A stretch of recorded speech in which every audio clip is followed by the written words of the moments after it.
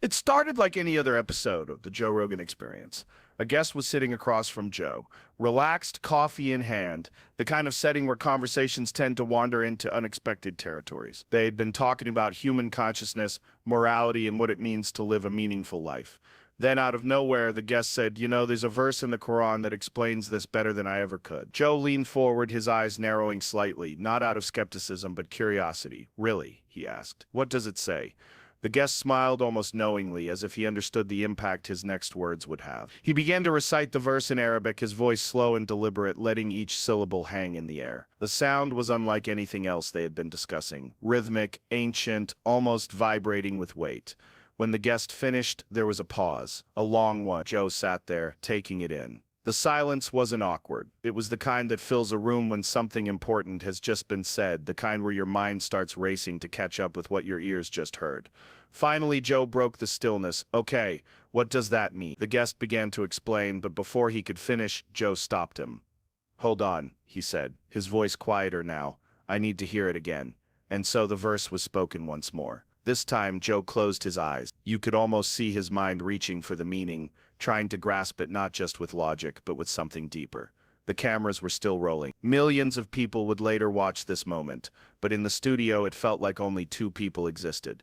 A man who had spent decades talking to the most fascinating minds on earth, and a sacred line of scripture that seemed to pierce through the noise of everyday life. As the words settled in, Joe began asking questions, the same way he's done for years. Who wrote that? When was it written? How could someone say something like that so long ago, and it still feels so now? The narrator's voice cuts in here, speaking to the audience. This is where the journey begins, not with an argument, not with a debate, but with curiosity, the kind that opens doors instead of closing them. Because in that studio, Joe wasn't trying to prove anything. He wasn't defending a position. He wasn't even talking about religion in the usual sense. He was reacting to words, pure unfiltered words that had the power to stop him mid-sentence. And that's rare for him. This is a man who has interviewed astronauts, scientists, war veterans, and spiritual leaders from every corner of the planet. He's heard stories of survival, of human triumph, of unimaginable tragedy. But in this moment, you could tell something different was happening. It wasn't just the beauty of the Arabic language, though that played a part. It was the fact that these words carried a weight beyond time, as if they weren't simply spoken to people in the 7th century, but to every single person who had ever lived. Joe tapped the table lightly, almost like a drummer keeping time. He said slowly, it's weird. I've heard quotes from all kinds of religious texts before, but there's something about that. I don't know how to explain it. It's like it's speaking to all of us, not just one group. The guest nodded. That's exactly the point, he replied. The Quran calls itself a guidance for all mankind. Not just one tribe, not just one era, everyone. That idea seemed to hang in the air even longer than the verse itself. The idea that maybe, just maybe, there are words that belong to all of us, no matter where we come from or what we believe. The narrator steps in again. Think about that for a moment. In a world where every headline is about division, political, cultural, religious, here's a man known for his unfiltered honesty, sitting in awe of something that refuses to be confined by those walls. It wasn't a conversion moment. It wasn't a sermon. It was something simpler, and in many ways, more powerful. It was recognition. Recognition that wisdom can exist outside of your own experience. Recognition that truth doesn't care about the labels we wear. Recognition that sometimes the oldest words can feel the most alive. And for Joe Rogan, someone who has built a career on exploring every possible angle of the human experience, that recognition was worth sitting in silence for. After a beat, he leaned back in his chair, exhaled, and said something that would set the tone for the rest of the conversation. I think people should hear that. Like the whole world, not because it's religious, but because it's human. That's when you realize, this isn't a story about celebrity endorsement. It's not about whether Joe Rogan believes or doesn't believe. It's about the moment when a line from a 1400-year-old book stops the noise, strips away the arguments, and makes you listen. As the cameras kept rolling, Joe's curiosity only grew. He began asking where the verse came from in the Quran, what was happening at the time it was revealed, and why it still resonates with people today. His guest explained that in the Islamic tradition, verses aren't just words, they're seen as direct revelations from God, preserved exactly as they were first heard. That's why they're recited with such care in the exact same language, generation after generation. Joe nodded slowly. That's Kind of amazing, he said. It's like you're hearing it the way it was first heard, not a translation, not an interpretation, but the actual thing. And in that moment you could see it, the quiet respect in his expression, the genuine interest, the willingness to sit with something unfamiliar and let it speak for itself, because that's how understanding begins. Not with shouting, not with proving, but with listening. And this was only the beginning. Joe sat forward, his hands resting on the table, waiting. The guest took a deep breath and recited the verse again, this time more slowly, more deliberately, letting the words fill every inch of the studio. Indeed, in the creation of the heavens and the earth, and the alternation of the night and day, are signs for those of understanding. Joe didn't speak immediately. His eyes shifted upward, like he was replaying the words in his mind, visualizing them. That's beautiful, he finally said, almost under his breath. The guest smiled. That's from the Quran. Chapter 3. The narrator cuts in. These words were first spoken over 1400 years ago, in a desert world that had never seen the images we take for granted today.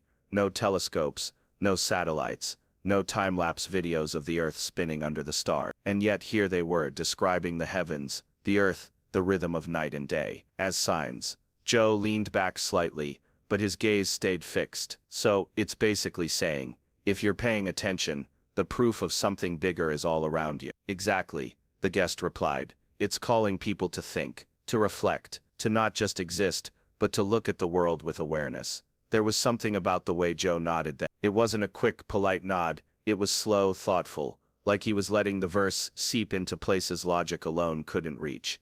And then he said something that surprised even his guest.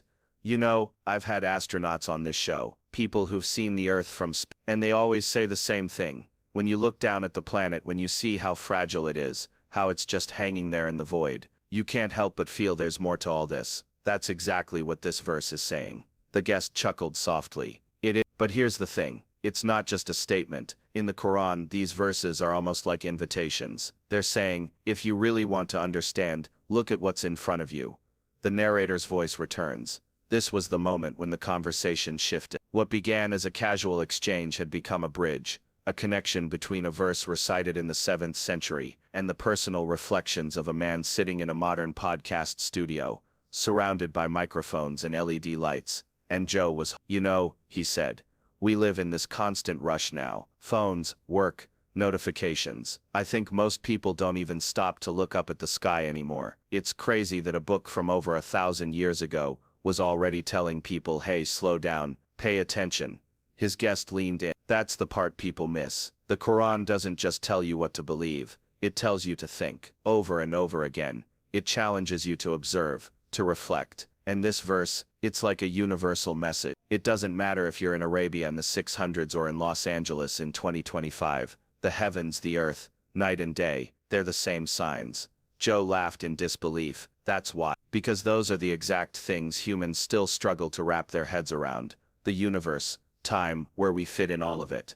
There was a pause and the camera caught it. That still moment where Joe just sat there looking like he was somewhere else entirely, lost in the narrator speaks. It's rare for words to survive centuries without losing their power. Languages change, civilizations rise and fall, but this verse, it's been recited, memorized, and cherished in the exact same form for over 1400 years. And here it was, finding new life in the mind of someone hearing it, really hearing it, for the first time. Joe finally spoke again. I've heard people say religious texts are just rules and commandments, but that's not what this is. This is wonder. This is like, it's telling you to open your eyes. His guest nodded. And when you do, it says you'll see signs. Not proofs like in a courtroom, but signs, clues pointing you toward meaning. And those signs, Joe added, they don't expire. You can look up at the stars 1,000 years from now and it's still the same sky. That's something. The narrator draws the audience in. This was the heart of it. A verse that speaks to the human experience in its most primal form. The urge to make sense of the world around us. It doesn't demand blind acceptance. It asks for awareness. And in that awareness, it promises you'll find something greater. Joe tapped the table again, almost unconsciously. I think that's why it hits me, he said. It's not preaching at you. It's pointing to something you already kind of know deep down. And that's the quiet genius of verses like this. They don't feel like strangers. They feel like reminders. Like someone putting into words the feelings you've had your whole life but could never quite articulate. The guest smiled knowingly. The Quran says it's a reminder, for those who are willing to listen. Joe gave a small laugh. Well, I'm listening. The narrator closes this chapter, and so a single verse, recited in a quiet podcast studio, bridged a gap of over a millennia. It was no longer just ancient Arabic on a page. It was alive, moving through a conversation, sparking reflection in someone whose career has been built on questioning everything. In that moment, the world outside the studio, the traffic, the noise, the constant stream of information, seemed to fade. What remained was simple: the heavens, the earth, the night, the day, and the quiet realization that some truths are timeless. Joe sat back in his chair, still turning the verse over in his mind. It's strange, he said slowly, how that could apply to literally anyone. Doesn't matter if you're religious or not. It's basically saying, open your eyes, the universe is trying to tell you something. His guest leaned in. Exactly. The Quran doesn't present these verses as something just for Muslims. It says they're signs for all people of understanding, anyone willing to think. The narrator's voice cuts in. That's the remarkable thing about verses like this. They don't require you to carry a certain identity card before they speak to you. You don't have to know the rituals, the history, or even the language to feel their impact. At their core, they appeal to something universal, the human need to find meaning. Joe tapped the side of his mug, thinking aloud. You know, I've had Buddhists on the show who talk about mindfulness. I've had neuroscientists explain how awe changes your brain chemistry. And now, here's this ancient book basically saying the same thing. Stop, notice, reflect. That's powerful. The guest nodded. It's all connected. In Islam, reflection isn't just encouraged. It's a form of worship. Thinking deeply about creation, about life is part of the path. Joe smiled faintly. See, I think that's the part that would surprise people. Because when you think of religion, you think of rules, rituals, do's and don'ts. But this is like the opposite of dogma. It's inviting you to explore. The narrator steps in. The Quran uses the Arabic word ayat, which means both verses and signs. The text itself is a series of signs, and so is the world outside your window. A sunrise, the arc of the moon, the shifting seasons. They're not just background scenery. They're meant to trigger thought. Joe raised his eyebrows. So basically it's saying reality itself is a kind of text. Yes, his guest replied. Like a book you're meant to read, except the ink is the stars, the mountains, the oceans, and every moment you're alive you're turning another page. Joe chuckled softly. Man, that's poetic, and it's also kinda true. I mean, think about it. Every culture, every tradition has stories about looking to nature for meaning. But here's this text from the 7th century making that the center of the message. The narrator's voice deepens. It's moments like these that strip away the boundaries we build between beliefs. A Buddhist might call it awareness. A scientist might call it observation. A Christian might call it creation. And here in the Quran it's called ayat. Different languages, same human impulse. Joe leaned forward, his hands open as if holding an invisible globe. I guess the thing that's really sticking with me is, it's not pushing an ideology in this verse. It's just pointing at the same sky we all live under. The guest's eyes softened. That's why so many people, even outside of Islam, find verses like this moving. They're not tied to a political moment, or a cultural boundary. They speak to something timeless. Joe tilted his head. You know, I've had conversations with atheists, who say they find meaning in the cosmos, without believing in God, and I get that, but even they'd have to admit this verse is, yeah, it's kind of saying the same thing, that there's meaning in just paying attention. The narrator addresses the viewer, and that's the heart of why this conversation matters, because when wisdom crosses belief systems, it stops being theirs or yours, it becomes ours. Joe gestured with his hands. It's like music. You don't have to know the language of a song to feel it. Some things just hit you right in the gut. This verse feels like that. The guest smiled. You know, in Islam, there's a belief that the truth has a natural pull on the human heart. You might not understand every detail, but when you hear it, something in you recognizes it. Joe pointed at him. That's exactly what I'm talking about. It's like déjà vu for the soul. The narrator's voice grows softer. Imagine that, hearing something for the first time and yet feeling as though you've known it forever. That's the kind of recognition this verse sparked in that studio. Joe leaned back again, shaking his head slightly, as if still trying to process. I think that's why I keep coming back to it in my mind. I've had so many talks on this show about how to live a good life, how to be aware, how to deal with suffering. And then here's this, in one line basically telling you, if you want wisdom, start by looking at what's right in front of you. The guest nodded. It's simple, but it's deep. The greatest truths usually. The narrator's voice takes on a note of urgency, and maybe that's why the verse feels so relevant now, because in an age where our attention is scattered across screens and noise, the idea of simply pausing, observing, and reflecting isn't just spiritual advice, it's survival advice. Joe rubbed his chin. Yeah, that's the thing. I think we've forgotten how to just notice stuff. We're too busy looking down at our phones to look up at the sky. The guest smiled sadly. That's why reminders like this matter. They pull you out of the tunnel and remind you of the bigger picture. The narrator closes this part. A verse from a book over a millennium old. A man known for his unfiltered curiosity, and a moment where both met in the quiet recognition that truth, real truth, doesn't wear a label. It speaks in the language of the soul. For Joe, it wasn't about agreeing or disagreeing with a doctrine. It was about seeing that a simple call to reflection can cross every line we draw between ourselves. And for those listening, maybe it was the reminder they didn't even know they needed. Joe leaned forward again, the weight of the conversation settling deeper. You know what's crazy, he said. We live in a world that's more connected than ever, but people feel lonelier, more anxious, more lost. And yet here's this verse, from a book written centuries ago, telling us to look up, to notice the night and day, the earth and sky. His guest nodded slowly. Exactly. The Quran isn't just ancient history. It's speaking directly to the struggles we face today. When everything moves so fast, when noise drowns out quiet, those signs become harder to see. The narrator steps in. In the 21st century, with smartphones glued to our hands and screens lighting up every corner of our lives, pausing to truly observe can feel almost revolutionary. But this verse, this call to reflection, reminds us that the answers we seek aren't hidden in algorithms or endless scrolling. They're in the natural rhythms of the world, patiently waiting for us to pay attention. Joe's voice softened. I've talked to people battling depression, anxiety, addiction, and one thing they say over and over is how disconnected they feel, not just from others, but from themselves. It's like the world moves on and they're stuck. Those feelings are real, the guest said, and the Quran recognizes that. The signs in creation aren't just beautiful, they're meant to ground us, to pull us out of that disconnection and remind us of something bigger. Joe looked out the window for a moment, then back to the mic. It's wild because we often think spirituality is about escaping reality, but here it's the opposite. It's about facing reality with open eyes. The narrator's voice grows more intense, and in a world fractured by division, political, cultural, religious, the idea that the universe itself can be a shared signpost offers a rare kind of hope. It says, no matter what walls we build between us, we all live under the same sky. We all witness the same night, turning into day.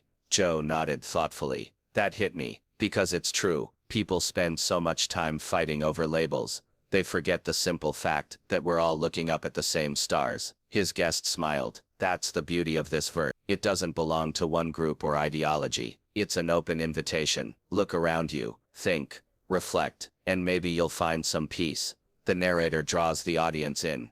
Imagine a world where that invitation is accepted, where instead of rushing through life distracted, people pause to witness the sunrise, the rustle of leaves, the endless dance of night and day, where ancient words serve not as barriers, but as bridges. Joe chuckled quietly. I guess in the middle of all this chaos, maybe the biggest rebellion is just to stop and notice.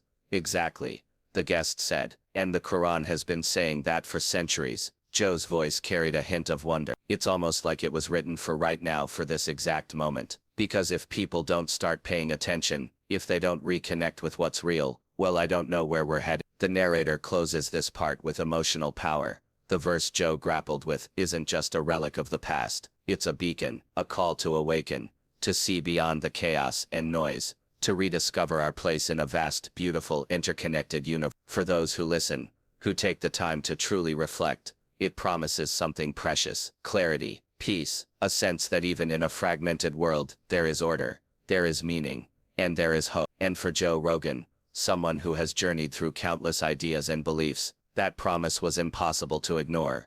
Because when the night turns into day, when the earth spins silently beneath the stars, that's a truth everyone shares. The conversation was winding down, but Joe's voice held a new softness, a tone of quiet sincerity that hadn't been there before.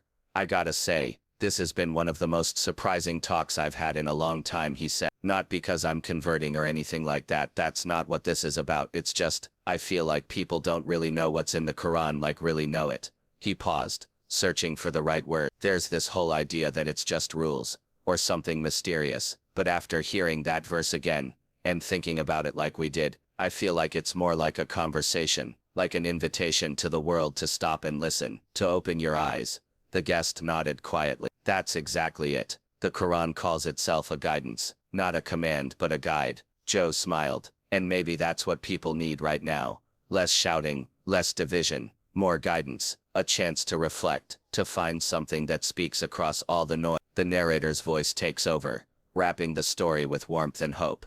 Joe's reflection wasn't just personal. It echoed millions of people around the world who've never been given a chance to truly hear the Quran's message, not as a text to fear or dismiss, but as a source of timeless wisdom. In a world desperate for understanding, his words became a call to curiosity and open-mindedness. Joe continued, almost speaking to every listener. If this is what's inside the Quran, maybe more people should read it, not because they have to believe everything, but because there's something real there, something human. The narrator adds, and that's the essence of what Joe wanted the world to know, that beneath the headlines, beyond the politics, there is a sacred text that invites us all to look up, to reflect, and to connect. It's not about labels, it's about the human experience. Joe's voice softened further, his final words carrying the weight of a genuine invitation. So maybe, instead of judging or writing it off, we take a moment, we open the book, we listen, because sometimes the oldest words can be the most needed. The studio lights dimmed slightly as the conversation came to an end,